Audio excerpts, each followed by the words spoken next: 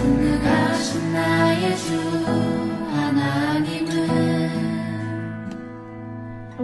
능치 못하실 일 전혀 없네. 우리의 모든 간구도 우리의 모든 생각도 우리의 모든 꿈과 모든 소망도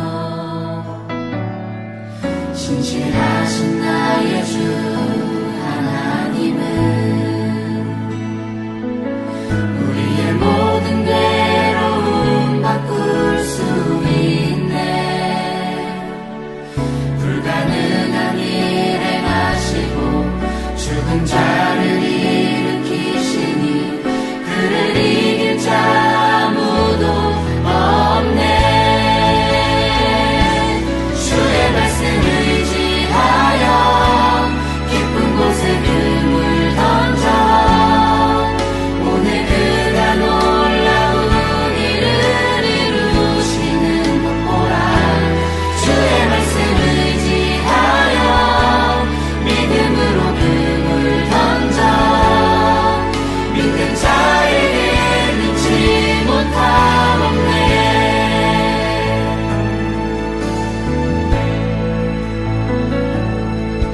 전능하신 나의 주 하나님은 능치 못하실 일 전혀 없네.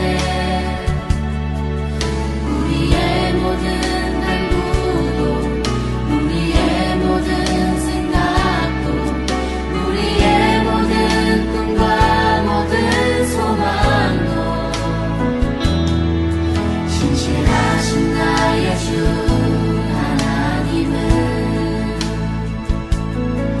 우리의 모든 괴로움 바꿀 수 있네.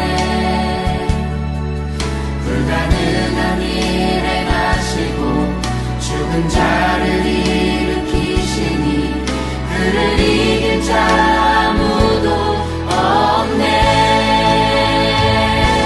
주의 말씀을 의지하여 깊은 곳에 그물 던져 오늘 그가 놀라운 일을 이루시는 것 보라. 주의 말씀을 의지하여 믿음으로 그물 던져 믿는 자에게 능치 못함 없네.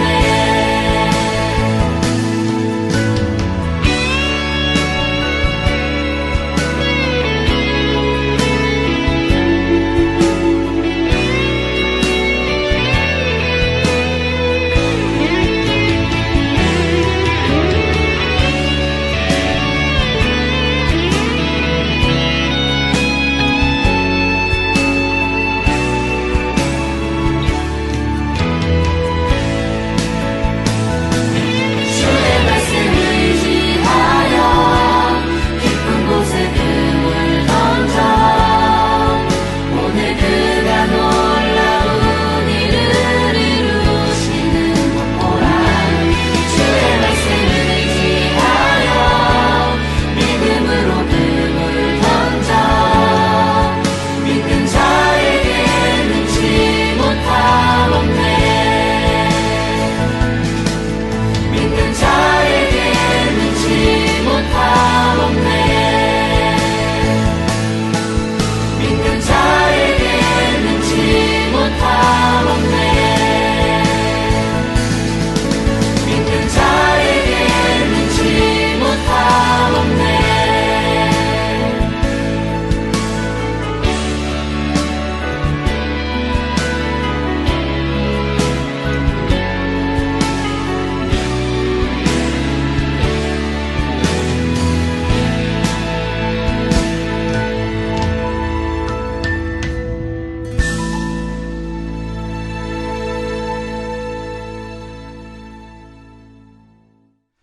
할렐루야. 우리 주님의 크신 은혜와 평강이 오늘 하나님께 나오신 모든 분들과 함께 하시기를 주님의 이름으로 축원합니다. 광고 말씀 계속 드립니다. 우리 토요일 날 오후 3시부터 4시까지 이제 주일날이, 이번 주 주일날이 그 어머니 날이잖아요. 또 어버이 주일이기도 합니다. 그래서 우리 교육부에서 또 꽃가 또 이제 떡을 준비를 한다고 해요. 그래서 3시부터 4시까지 오신 분들에게 저희들이 드라이브 스루로 이 어머니 날을 맞아서, 어버이 주일을 맞아서 나눠드리려고 하고 있습니다. 여러분, 어버이 되신 분들은, 아니 교회 이제 어른이다라고 생각되시는 분들은, 성인이라고 생각되시는 분들은 모두 오셔서 우리 교육부들이 이쁘게 만든 그런 꽃들을 함께 나누고 또 같이 오랜만에 얼굴 보는 시간이 되었으면 좋겠습니다. 그렇게 광고를 드리고요. 토요일 날 3시부터 4시까지 드라이브 스루를 진행된다는 것 기억해 주시면 감사하겠습니다. 예, 기도하고 오늘 같이 말씀 시작하겠습니다. 참 고마우신 아버지 하나님, 하나님의 놀라운 은혜 감사를 드립니다. 엘리야가 하나님의 약속을 받았지만 아직 이루어지지 않는 현실 앞에서 응답받는 기도의 자세로 하나님께 부르짖었을 때 하나님이 응답하셨던 것처럼 사랑하는 성도님들이 주님 앞에 이렇게 확신을 가지고 또 끝까지 포기하지 아니하며 하나님께 부르짖어 기도하고 말씀으로 부여잡고 하나님께 응답받는 모든 이들이 될 수 있도록 인도하여 주시옵소서. 오늘도 주의 말씀을 기대합니다. 우리 가운데 역사하여 주시옵소서. 이 모든 말씀을 사랑하신 예수님의 이름으로 간절히 기도합니다. 아멘. 예, 오늘 우리에게 주신 하나님의 말씀은 우리 출애굽기 14장 말씀입니다. 출애굽기 14장 말씀 같이 한번 펴보도록 하겠습니다. 예, 우리 출애굽기 4장 출애굽기 14장 1절부터 쭉 읽을 건데요. 그 전에 오늘 말씀의 배경이 된 출애굽기 13장 17절 말씀을 한번 읽도록 하겠습니다. 출애굽기 13장 17절 말씀이요. 읽습니다. 시작. 바로가 백성을 보낸 후에 블레셋 사람의 땅의 길은 가까울지라도 하나님이 그들을 그 길로 인도하지 아니하셨으니 이는 하나님이 말씀하시기를 이 백성이 전쟁을 보면 뉘우쳐 애굽으로 돌아갈까 하셨음이라 라고 말하고 있습니다. 지금 시나이 반도 그 지도를 보면 하나님께서 이제 이스라엘 백성들을 출애굽 시키셨잖아요. 이스라엘 사람들이 거했던 고센 땅에서, 이집트 고센 땅에서 가나안 땅까지 가는 그 지도를 보면 사실 지중해 그 해변을 따라서, 연안을 따라서 가는 것이 가장 빠릅니다. 사실 이 길을 그 블레셋 사람의 길, 블레셋 사람 땅의 길 이렇게 불렀어요. 왜냐하면 블레셋 사람들이 그 지역으로 조금만 올라가면 이제 그 블레셋 사람들이 5개 성읍을 지어서 사는 그 곳이 나옵니다. 사실 블레셋 사람을 잠깐 설명을 드리자면요, 이 블레셋 사람은 원래 여기서 살던 사람들이 아니라 유럽에서 이주한 사람입니다. 지중해 연안에 그 근거지를 두고서요, 지중해 연안에서 해적질을 하면서 살았던 사람들입니다. 키가 매우 컸다고 그렇게 나와 있죠. 특별히 민수기 13장에 보면 이스라엘 사람들은 자기네들과 블레셋 사람들을 비유하면서 블레셋 사람들에 비하면 우리는 메뚜기 같다라고 이야기를 해요. 평균 신장이 아마 20cm, 한 30cm 정도 차이가 난 것 같습니다. 그리고 여러분 잘 아시는 것처럼 골리앗이라는 블레셋의 유명한 장군이 나오죠. 골리앗은요, 지금의 키로 환산하자면 한 2m 90cm 정도 되는 키인 것 같습니다. 또 이 블레셋 사람은 아까 말씀드렸듯이 해적질이, 강도질이 이 사람들의 본업이에요. 다른 말로 이야기하면 이들은 굉장히 싸움에 능했고요, 전쟁의 경험이 참 많이 있습니다. 실제로 솔로몬과 다윗 시대에도 원래 이들이 철기를 사용할 때 솔로몬과 다윗은 사실 청동기 문화에 아직도 있었거든요. 그러니까 철기와 청동기가 싸우면 당연히 철기가 이기겠죠. 그만큼 이들은 전쟁에도 능하고 무기도 발달돼 있었던 사람들이 이 블레셋 사람들이었었습니다. 또 특별히 그 지중해 연안에 그 지역에 머문 이유는요, 우리 아마 세계사 시간 우리 학교 다닐 때 배우셨을 것 같아요. 나일강의 그 인류의 4대 문명 여러분 기억하시죠? 나일강의 그 이집트 문명과 유프라테스, 티그리스 유프라테스 근처의 그 메소포타미아 그 문명이 만나는 곳이 바로 이 해안이에요. 서로 이 문명들이 서로 교류할 때 배를 타고서 서로 무역을 할 때 그 지역에서 그 무역하는 그 상선들을 그 배들을 노략질하고 해적질하기가 참 좋은 곳이기 때문에 그 지역에 이 블레셋 사람이 머물고 있었던 것입니다. 반면에 여러분 이스라엘 사람들을 한번 생각해 보시기 바랍니다. 이스라엘 사람들은요, 블레셋 사람들은 유럽에서 왔지만 이 이스라엘 사람들은 원래는 이 아시아계 쪽 사람들입니다. 그러니까 우리가 미국에 살지만 특히 우리 스칸디나비아 사람들이 많은 이 미네소타에서 어쩔 때는 키 차이가 너무 많이 나고 덩치 차이가 너무 많이 나요. 이스라엘 사람들이 그렇게 차이가 났었습니다. 뿐만 아니라 이들은 전쟁의 경험을 해보지 못한 사람들이에요. 이스라엘 사람들이 애굽에서 했던 일이 주로 무엇이었습니까? 농사를 짓거나 아니면 벽돌 굽는 일들을 이스라엘 사람들이 했습니다. 특별히 바로 왕은 이스라엘 사람들이 혹시 그 내전을 일으킬까봐, 전쟁이 일어났을 때 반역을 할까봐 전쟁의 전도 훈련도 하지 못하도록 그렇게 막아두었던 것이 이들의 모습이었습니다. 그래서 출애굽해서 지도의 모습처럼요, 가장 가까운 길, 가장 빠른 길이 블레셋 사람의 길이었지만, 블레셋으로 가는 그 길이었지만, 그 길로 간다면 블레셋과의 전투를 피할 수가 없었습니다. 블레셋의 전쟁을 하려는 그 이스라엘 사람들이 그 입장이 된다면 키도 자기네들보다 훨씬 크고요, 전쟁과 경험이 많은 저 사람들과 싸우게 한다면 분명 하나님께서 인도하시겠지만 인간적인 마음으로 놀래서 도망갈 수밖에 없는 상황이 될 것 같아요. 그래서 하나님께서는 이스라엘 백성들을 이 블레셋 길로 인도하지 아니하시고 하나님께서 홍해 광야 길로 인도해 주십니다. 특별히 우리 21절, 23절 볼까요? 예. 출애굽기 13장 21절, 22절까지 한번 보겠습니다. 출애굽기 13장 21절로 22절을 보면요, 여호와께서 그들 앞에 행하사 낮에는 구름 기둥으로 그들의 길을 인도하시고 밤에는 불 기둥으로 그들을 비추사 주야로 진행하게 하시니 낮에는 구름 기둥, 밤에는 불 기둥이 백성 앞에서 떠나지 아니하니라, 그렇게 말하고 있어요. 하나님께서는 이스라엘 백성들을 블레셋 사람의 길이 아니라 홍해 광야길, 또 홍해 바닷길로 인도해 주십니다. 근데 21절과 22절에 보니까 낮에는 구름 기둥과 밤에는 불 기둥으로 저들 인도해 주셨다고 그래요. 지금 시내 반도는, 그 시나이 이 반도 지역은 지도에서 보시는 것처럼 대부분이 사막 지역입니다. 사막 지역의 특징이 있죠. 낮에는 굉장히 더워요. 밤에는 기온이 뚝 떨어집니다. 그래서 이 구름 기둥으로 인도하셨다라는 것은 낮에 더운 날씨에 구름으로 그들에게 그늘을 막아줘서 그들이 행군하고 그들이 걷는데 쉽게 편하게 또 쉴 수 있도록 해주셨다라는 것입니다. 뿐만 아니라 밤에는 불기둥이라는 것은 급격하게 떨어지는 그 밤의 온도를 불기둥을 말미암아 하나님께서 저들을 보호해 주셨다. 즉 이스라엘 백성들이 이 홍해 광야길을 갈 때 하나님께서 길을 잃지 않도록 또 지치지 않도록 저들을 사막에서 보호해 주셨다라는 것을 알 수가 있습니다. 이스라엘 백성들에게는 하나님이 자기와 함께 하신다라는 그런 증거가 되겠죠. 자, 오늘 본격적인 이야기를 한번 시작해 보겠습니다. 출애굽기 14장 1절로 2절입니다.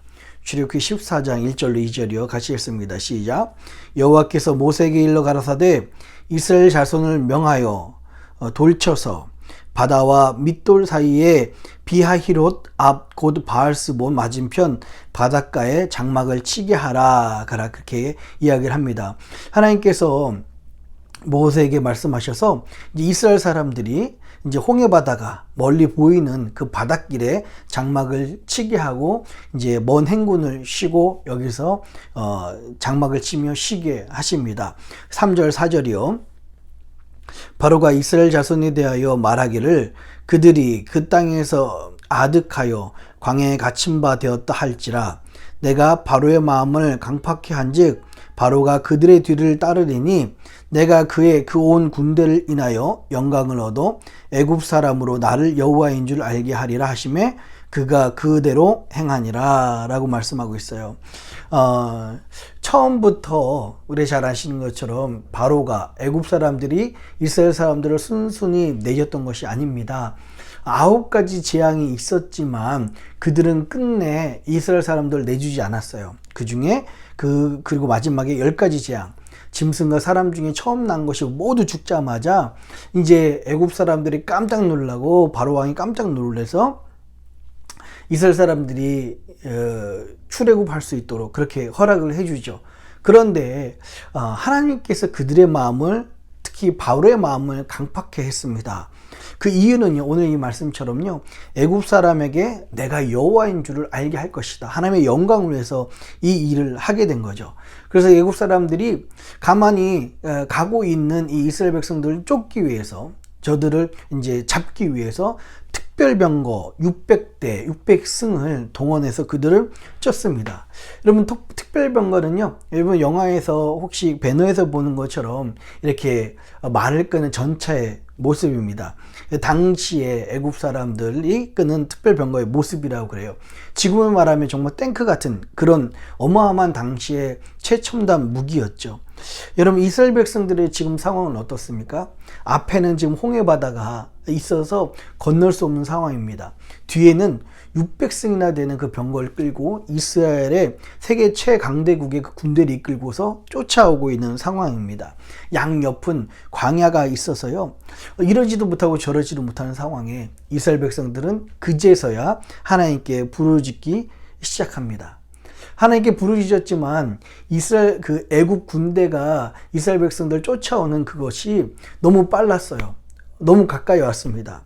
이제는 이 애국 군대가 너무 가까이 와서 하나님도 지금은 어쩔 수 없을 것이다. 하나님이 뭐 역사하셔도 지금은 어떻게 할 수 없는 상황이다. 라는 그런 지경까지 됐습니다. 그랬더니 이스라엘 사람들의 기도가 사실 그 원망으로 바뀌게 되었습니다. 13절부터 14절까지 한번 읽어볼까요?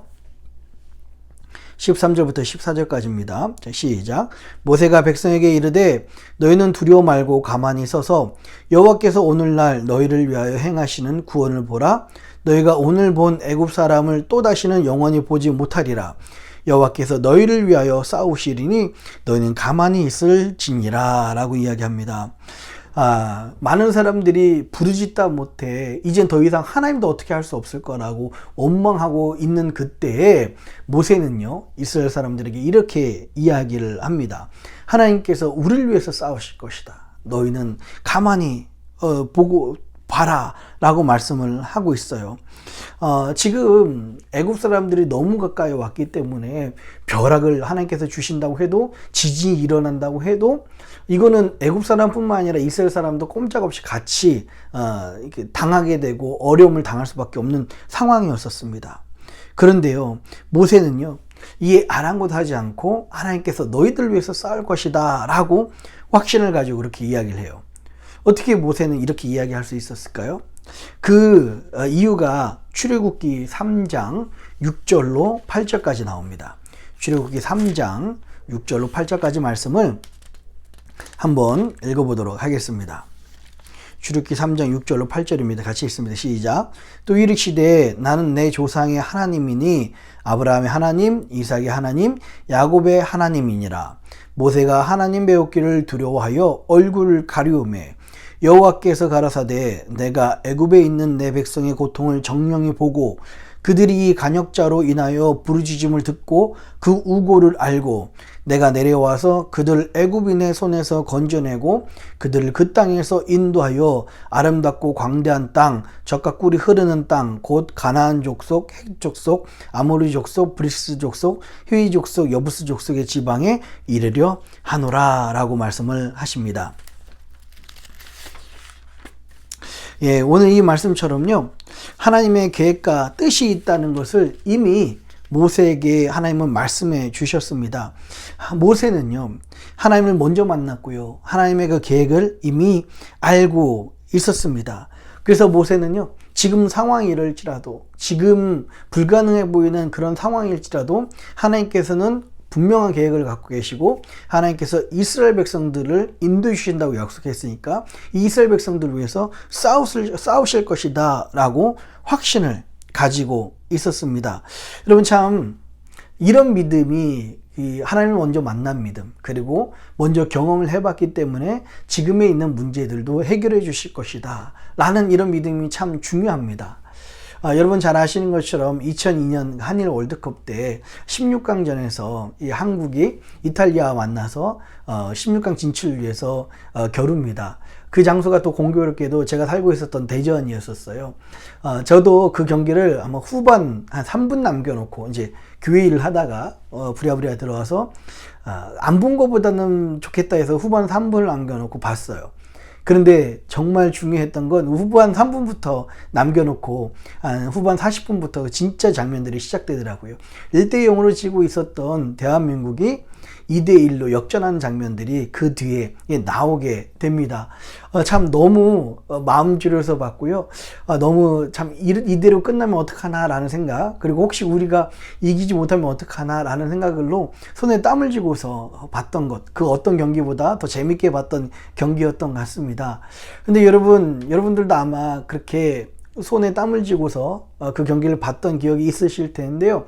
지금은 아무리 그 경기가 그렇게 엎치락뒤치락 재밌는 경기를 할지라도 다시 재방송되는 이 2002년 16강전을 보면서 누구도 마음을 졸이지 않을 것 같아요. 누구도 그런 긴장감을 가지고 있지 않을 겁니다. 왜 그렇습니까? 우리는 이미 결과를 알기 때문에 더 이상 그 경기가 재미는 있어도 그만한 긴장감은 없는 거예요.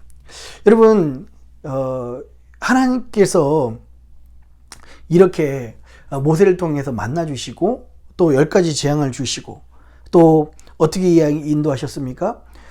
광야에서 구름기둥, 불기둥으로 보호하시고 인도하시고, 그러나 이스라엘 백성들은 그럼에도 불구하고 문제를 만나면 원망하게 됩니다. 모세는요, 이것이 하나님을 먼저 만난 사람이었기 때문에 하나님의 역사 가운데 있다는 것, 더 큰 문제도 역사하셨는데 하나님은 반드시 이 문제 가운데서도, 이 어려운 가운데서도 정말 응답하시겠다라는 확신이 있었어요.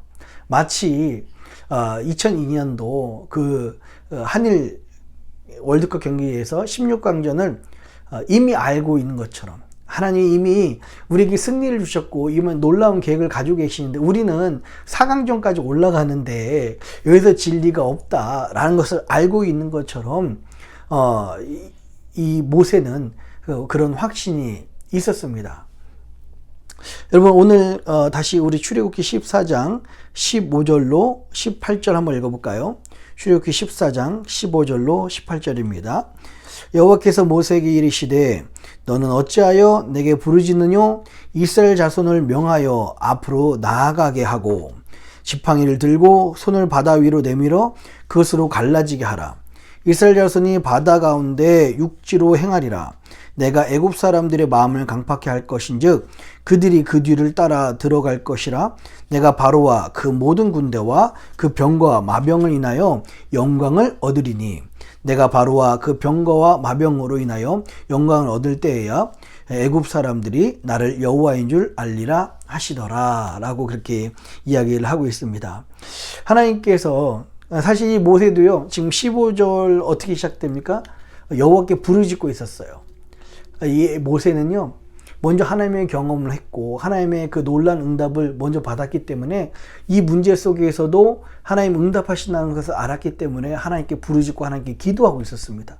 예, 맞아요. 하나님의 응답을 먼저 체험하고 이미 승리하실 것을 아는 그런 믿음이 있는 사람은 문제 앞에서 원망하거나 당황하거나 세상적인 방법을 찾기보다는 하나님께 기도하는 사람입니다. 근데 하나님께서 모세에게 또 말씀하십니다. 더 이상 이제 두려워하지 말고 너의 지팡이를 홍해바다로 대라, 향해라 라고 이야기를 하고 있어요. 하나님께서 홍해바다를 갈라주시고 이제 하나님이 그 홍해바다를 건너게 하십니다. 근데 문제가 있습니다. 지금 애국 군대들은 너무 가까이 왔었고요. 이스라엘 백성들은 남자만 한 60만 명이니까 아마 총 합쳐서 200만 명 정도 되는 엄청난 숫자입니다.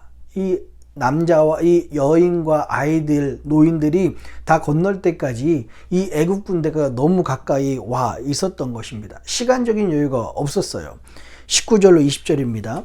한번 읽어볼까요? 시작.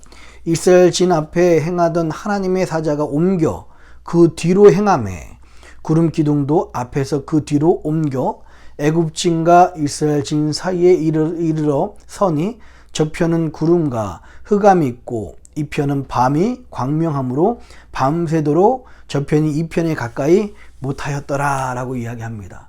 지금 그런 시간적인 어려움이 있었지만 하나님께서 애굽지는 어둡게 하시고 흑암으로 가운데 있게 하시고 이스라엘 사람들에게 오히려 광명을 주셔서 이스라엘 사람들은 밝은 가운데 그 홍해 바다를 건널 수 있도록 이렇게 하십니다. 여러분, 시공간을 초월해서 하나님의 역사하심이 일어나요. 더 이상 하나님도 어떻게 하지 못하겠지 라는 이런 상황 속에서도 하나님은 이런 시공간을 초월해서 역사하시는, 불가능한 것이 없으시는 그 하나님이십니다. 21절로 22절입니다. 21절로 22절이요. 모세가 바다 위로 손을 내어민데 여호와께서 큰 동풍으로 밤새도록 바닷물을 물러가게 하시니 물이 갈라져 바다가 마른 땅이 된지라. 이스라엘 자손이 바다 가운데 육지로 행하고 물은 그들의 좌우에 벽이 되니 라고 말씀하고 있어요. 이제 모세가 손을 내밀었는데, 바다 위에 손을 내밀었는데 강한 바람이 그 위에 둡니다. 그리고 밤새도록 이 바람 때문에 이제 이스라엘 백성들이 홍해 바다를 건너려고 하면 아무리 갈라졌다고 해도 그 길이 질퍽질퍽하고 굉장히 건너기 어려운 그 길이었지 않겠습니까? 그 길을 하나님께서 다 밤새도록 마르게 하십니다. 바닥을 단단하게 하신 거예요. 23절로 28절입니다. 23절로 28절이요. 애굽 사람들과 바로의 말들, 병거들과 그 마병들이 다 그 뒤를 쫓아 바다 가운데로 들어오는지라. 새벽에 여호와께서 불구름 구름 기둥 가운데서 애굽 군대를 보시고 그 군대를 어지럽게 하시며 그 병거 바퀴를 벗겨서 달리기에 극난하게 하시니 애굽 사람들이 가로되 이스라엘 앞에서 우리가 도망하자. 여호와 그들을 위하여 싸워 애굽 사람들을 치는도다. 여호와께서 모세에게 이르시되 내 손을 바다 위로 내어 밀어 물이 애굽 사람들과 그 병거들과 마병들 위에 다시 흐르게 하라 하시니 모세가 그 손을 바다 위로 내어 밀어 새벽에 미쳐 바다의 그 세력이 회복된지라. 애굽 사람들이 물을 거스려 도망하나 여호와께서 애굽 사람들을 바다 가운데 엎으시니 물이 다시 흘러 병거들과 기병들을 덮되 그들의 뒤를 쫓아 바다에 들어간 바로의 군대를 다 덮고 하나도 남기지 아니하였더라. 아멘. 이렇게 말씀하고 있습니다. 이제 애굽 사람들이 흑암에서 정신을 차려보니 이스라엘 사람들이 이제 홍해 바다를 건너고 있는 거예요. 애굽 사람들 생각에 조금만 쫓아가면 저 이스라엘 사람들 자기도 똑같이 홍해 바다를 건너서 저들을 잡을 수 있겠다 생각해서 저들을 쫓아가려고 하는데 하나님께서는 이 병거의 바퀴를 벗겨서 쫓아가지 못하도록 속력을 내지 못하도록 하십니다. 그리고 다시 한번 하나님께서 이 모세에게 바다에 손을 내밀게 하셔서 이 애굽 모든 군사들이 홍해 바다에서 수장되게 하는 것입니다. 여러분, 지금 참 블레셋 길로 가면은 너무 편한 일이었을 텐데요. 왜 하나님께서는 홍해 바다 길로 가게 하시고 그것도 가만히 있던 그 바로의 마음을 강팍하게 하셔서 애국 군대가 쫓아오게 하시고 이렇게 어쩔 수 없이 홍해 바다의 기적을 일으키시게 하셨을까요? 왜 이런 일들을 하셨습니까? 성경은요, 그거에 대한 분명한 목적과 결론을 이야기합니다. 31절입니다. 31절이요. 31절 한번 같이 읽어보겠습니다. 자, 시작. 이스라엘이 여호와께서 애굽 사람들에게 베푸신 큰 일을 보았으므로 백성이 여호와를 경외하며 여호와의 그 종 모세를 믿었더라 라고 말씀하고 있어요. 하나님께서 지금 홍해 바다에 기적을 베푸신 가장 첫 번째 이유는 하나님을 경외하기 위해서, 이스라엘 백성들이 이 사건을 통해서 하나님을 진짜 경외하고 믿는 그런 신앙을 갖게 하기 위해서 이 사건을 이루셨다고 오늘 31절에 말씀하고 있습니다. 여러분, 애굽은 세상이라고 말했어요. 가나안 땅은 하나님께서 축복하신 기름진 땅입니다. 그런데 애굽에서 가나안 땅, 즉 세상에서 하나님이 기뻐하시는 그런 길로 가기 위해서 하나님께서는 이 백성들이 전쟁을 보고 도망갈까봐 블레셋 길로 인도하지 아니하시고 홍해바다 길로 인도하셨습니다. 또 낮에는 구름기둥, 밤에는 불기둥으로 이스라엘 백성들을 보호하시고 인도해 주셨죠. 또 홍해바다 앞에서 그 뒤에 애굽의 그 특별본과 600승이 따라올지라도 하나님께서는 홍해바다를 갈라주셔서 저들을 건너게 해주시고 그 문제 앞에서 구원해 주시는 하나님을 체험하게 했습니다. 이것을 통해서 하나님은 살아계실 뿐만 아니라 역사하신 하나님, 하나님의 구원에는 시 공간을 초월하시고 너무 늦은 때가 없으시며 불가능한 것을 가능케 하신 분이시라는 것을 오늘 이 홍해바다를 통해서 이스라엘 백성들에게 똑똑하게 체험하게 하셨습니다. 많은 사람들이 평소에는 하나님을 잘 믿습니다. 그리고 처음 문제를 당하면 우리는 먼저 하나님께 부르짖고 기도합니다. 그런데 그 문제가 점점 시간이 지나서 이제 더 이상 하나님도 어떻게 할 수 없을 거야 라는 마음들이 든다면 그때는 많은 사람들이 저를 포함해서 하나님께 부르짖고 기도하기보다는 그 마음이 원망으로 바뀌는 것을 볼 수가 있습니다. 그러나 오늘 이 홍해바다의 이 기적을 통해서 우리 하나님은 시 공간을 초월하신 그 하나님이시며 불가능한 것을 가능케 하시고 우리 생각에 너무 늦을 때에도 하나님은 완벽하게 역사하신 분이시다, 살아서 역사하시는 분이시다 라는 것을 보여줌으로 말미암아, 우리가 체험함으로 말미암아 우리가 하나님을 경외하는 데까지 그 믿음이 성장하길 원하시는 것입니다. 이 홍해바다의 그 기적을 통해서 우리가 하나님을 경외하는 믿음까지 성장하길 원하시는 것이 바로 하나님의 뜻입니다. 두 번째는요, 오늘 다시 한번 31절 한번 읽어볼까요? 31절이요. 이스라엘이 여호와께서 애굽 사람들에게 베푸신 큰 일을 보았으므로 백성이 여호와를 경외하며 여호와의 그종 모세를 믿었더라 라고 말씀하고 있어요. 하나님께서 이런 홍해바다의 기적을 베푸신 이유 중에 하나는요, 그들의 영적 안내자인 그 모세를 또한 믿게 하기 위해서 그렇습니다. 여러분, 출애굽에서 하나님이 계획하신 젖과 꿀이 흐르는 가나안 땅으로 가는 데까지는 참 고단한 여정, 그리고 참 힘든 길들이 있습니다. 그러나 여러분들이 혼자 가려면 어려우니까 하나님께서 영적 안내자를 세웠는데 그 사람이 바로 모세입니다. 모세는 먼저 하나님을 만나고 하나님부터 부르심을 받았죠. 모세를 믿게 한다라는 말은 요즘 말하면 영적 안내자에게 여러분들이 믿음을 가게 하기 위해서, 영적 안내자를 신뢰하기 위해서 저에게 이런 일들을 행하셨다라고 말씀을 하고 있어요. 이 말은 여러분들이 무턱대고 목사를 믿어라, 타락한 목사에게도 끝까지 순종해라 라는 이야기가 절대 아닙니다. 아까 말씀드렸듯이요, 이 영적 여정에서 가는데 참 쉽지 않습니다. 어렵습니다. 어떻게 가야 될지 모릅니다. 그러나 하나님께서는 그 하나님의 음성을 대신 전달해 줄, 그리고 영적 길을 안내해 줄 목자를 세우고 안내자를 세웠는데 그것이 바로 영적인 이 안내자들입니다. 이런 그 목회자들, 이런 영적 안내자들을 믿어라, 이들의 그 안내를 신뢰해라 라는 의미에서 하나님께서는 이 홍해바다의 기적을 통해서 안내하게 하셨다, 모세를 믿게 하셨다 라고 이야기를 할 수가 있어요. 예, 하나님이 이 홍해바다 기적을 통해서 살아계시고 역사하신 하나님을 경외하도록, 또 영적 안내자인 이 모세들, 이 영적 안내자들을, 여러분들의 영적인 그런 리더들을 믿게 하기 위해서 이 일을 행하신 것입니다. 우리가 문제를 만나나 어려움이 있으나 하나님을 원망하기보다 시간이 지나도 그럼에도 불구하고 역사하시는 하나님을 기대하며 하나님을 경외하는 믿음까지 가시는, 그렇게 성장하시는 저와 여러분들이 되었으면 좋겠습니다. 같이 기도하겠습니다. 살아계신 아버지 하나님, 하나님의 놀라운 은혜 감사드립니다. 하나님께서는 이 홍해바다 기적을 통해서 살아서 역사하신 하나님을 우리 믿음이 경외하는 데까지 이기를 원하십니다. 또한 영적 안내자인 이 영적 리더들을 하나님 믿기를 원하시고 신뢰하기를 원하십니다. 하나님, 우리 인생 가운데 참 어떻게 할 수 없는 그런 어려움들이 있습니다. 그러나 하나님, 끝까지 하나님께 원망하기보다 하나님의 신뢰함으로 부르짖어 기도함으로 하나님께 오늘 이 이스라엘 백성들이 홍해바다의 기적을 체험한 것처럼 우리들에게도 동일한 역사와 은혜가 있게 하여 주시옵소서. 이 시간 우리 들은 말씀 기억하며 또 여러분 가운데 혹시 홍해바다 같은 그런 문제가 있다면 그 문제 부여잡고 이 시간 한번 합심해서 다 같이 우리 기도하도록 하겠습니다.